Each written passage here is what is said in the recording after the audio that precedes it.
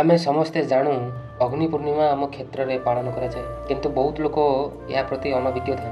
आसतु जानिबा अग्नि पूर्णिमार पालन महत्व और लोक प्रचलित कथा। अग्नि को केवल अग्नि नुहे आम या देवता बोली मानि था एवं पौराणिक कथार अच्छी जे आम जिते हवन करूँ बा यज्ञ करूँ से समस्त आहुति अग्नि माध्यम दे भगवान पाखे पहुँचे। पाप नाश रोग दूर एवं सुख शांति एवं समृद्धि अनेक स्थान में अग्नि लोक माने पूजा हवन एवं व्रत पालन करा जाए। अग्नि केवल जलाए नुहे अग्नि शुद्ध करे। अग्नि पूर्णिमा आमको स्मरण करे निजक भितर शुद्ध करवा ही सत्य पूजा। एवं आउ गोटे कथा पूर्व समय जितेबाला आम समस्ते पक्का घरे न रही चाल घरे रहू से अग्नि दुर्घटना घटे एवं बहुत घर एवं धन हानि हुए। से अग्निदेव को शांत एवं अग्निदेव पूजा लोक मैंने करती बोली मन कराए। एथिपाई अग्नि उत्सव मध्य पालन कराए। अग्नि पूर्णिमा केवल एक पर्व नुहे यह हूँ आत्मशुद्धि आत्म जागृतिर दिन। अग्निदेव आम समस्त को जीवन को आलोकमय शक्तिशाली और सकारात्मक करंतु।